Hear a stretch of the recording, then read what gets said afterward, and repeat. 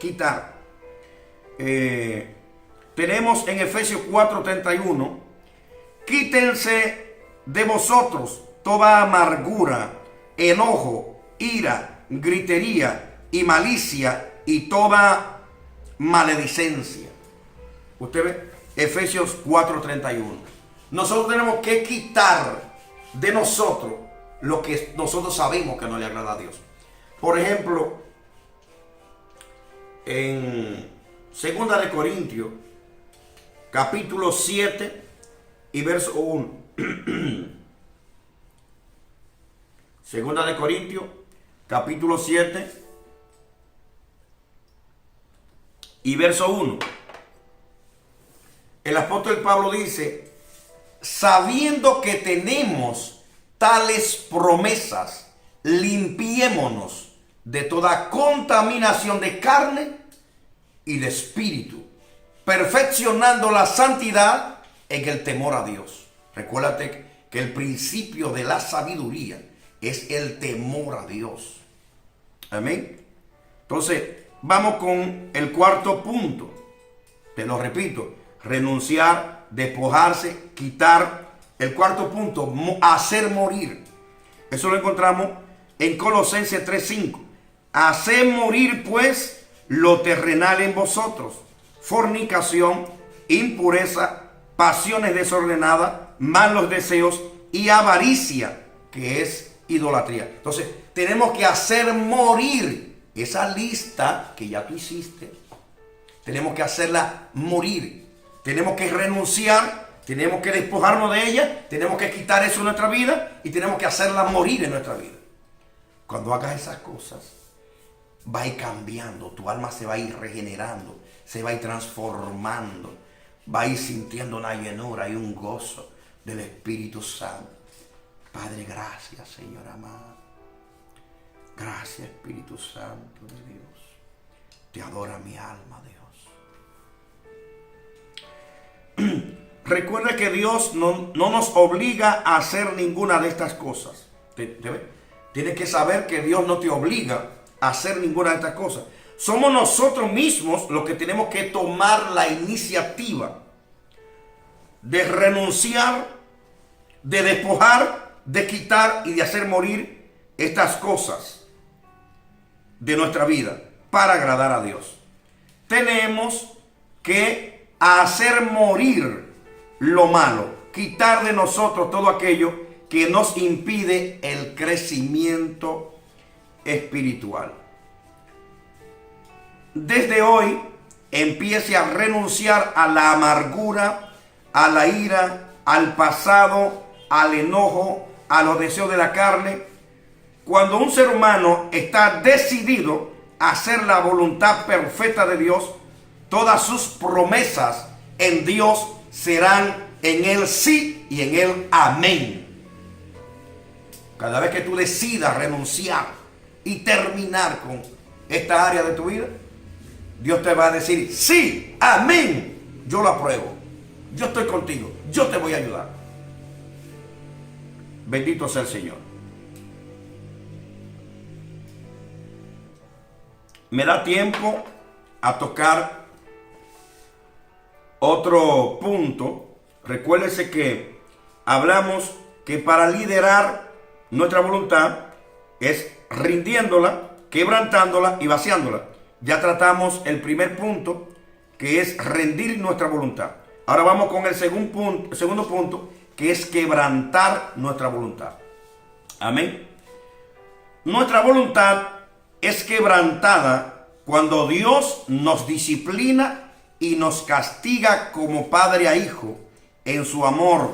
Y esto también le podemos llamar el método de la trituración. Amén. Nuestra voluntad es quebrantada cuando Dios nos disciplina y nos castiga como padre a hijo en su amor. Y esto también le podemos llamar el método de la trituración. Eso lo encontramos en Isaías 57:15, un texto ahí. La voluntad de Dios la podemos conocer y cumplir de tres maneras. Usted se preguntará, pero pastor, ¿cómo puedo yo conocer la voluntad de Dios? ¿Ok? La voluntad de Dios está en su palabra y está en tu conciencia, está en tu espíritu. Tu espíritu está conectado con el Espíritu de Dios y el Espíritu escudriña lo profundo que hay en ti y el Espíritu Santo escudriña lo que está en el corazón de Dios y te lo transmite a tu espíritu. Entonces, la voluntad de Dios está en los 66 libros que tiene la Biblia, en la palabra de Dios. Pero podemos conocer la voluntad de Dios y cumplirla también de tres maneras: por iluminación, por revelación y por trituración. Vuelvo a repetir, la voluntad de Dios, tú y yo la podemos conocer y hacerla por medio de tres puntos: iluminación, revelación y trituración.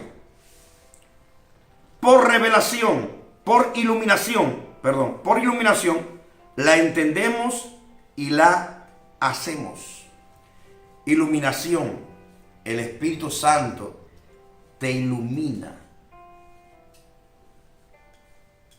Tu conciencia te habla. Cuando vas a tomar una decisión, cuando vas a tomar un propósito, cuando vas a tomar una elección, cuando vas a decidir por un deseo, tu conciencia, tu propio espíritu está siendo ministrado por el Espíritu Santo. Y Él te va a dar el sentir si lo que vas a hacer está correcto o está incorrecto. Si tienes dudas, no lo hagas. Porque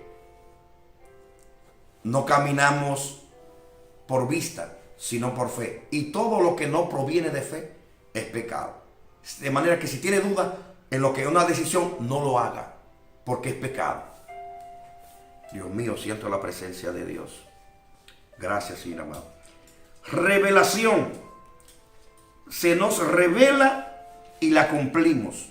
Muchas veces buscamos la dirección de Dios, ayunamos y oramos para que Dios nos revele si me caso con este hombre, si me caso con esta mujer, si hago este negocio, si emprendo esto, si voy a tal sitio a dar una campaña, si voy donde fulano a predicar, si voy por donde fulano a orar por él. ¿Tú ves? Ponemos señales. Entonces Dios revela por medio de señales. Recuerda de Gedeón.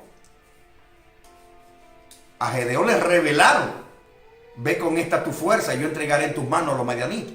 Pero él tenía duda, tenía miedo y puso señales. Y por medio de esas señales vino la revelación, la confirmación de que Dios lo estaba enviando.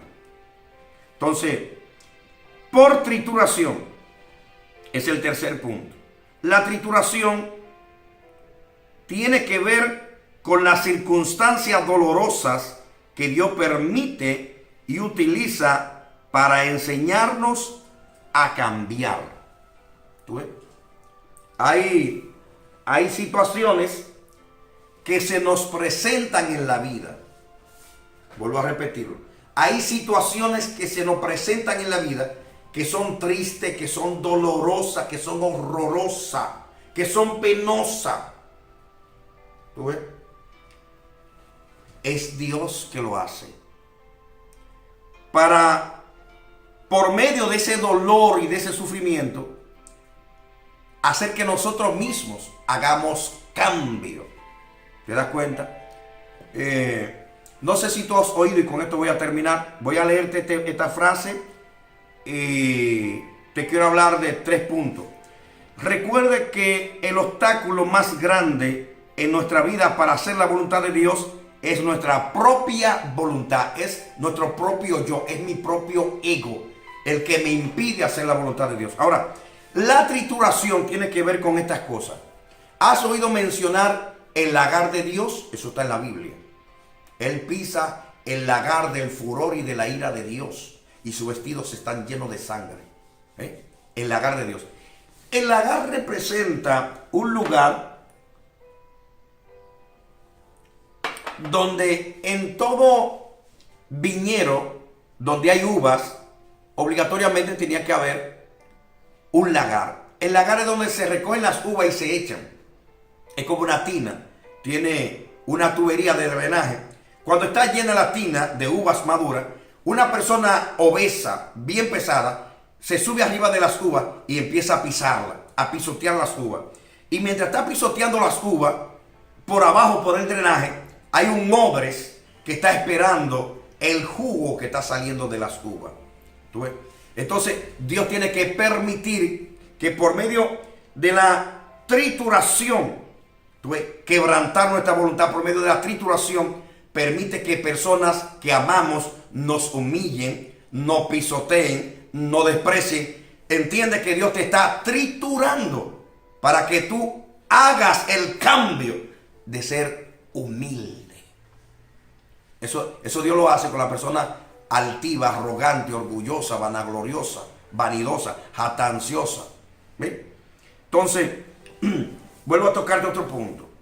¿Has escuchado la palabra Getsemaní? En el Nuevo Testamento. En el Nuevo Testamento, Getsemaní. Getsemaní en griego quiere decir prensa de aceite. Donde quiera que había un olivar, ¿tú ves?, tenía que haber una prensa de aceite. En la antigüedad, la prensa de aceite era una piedra tallada a mano, una piedra grande tallada a mano, con un borde y otra piedra tallada que enclutaba dentro de esa piedra. Entonces, esta piedra de acá era levantada por dos bueyes, por una polea. Y aquí ponían las olivas, ¿tú ves?, ya que estaban ya listas para sacarle provecho. Tenía un drenaje, una tubería, y había entonces una vasija donde aparaban el aceite. Entonces, cuando ponían ahí las olivas, dejaban caer la piedra de golpe, ¡plan!, y machacaba la oliva. Trituración se llama eso. Al triturar la oliva, chorreaba el aceite. ¿Te das cuenta? Mientras tú seas uva, no sirve para nada.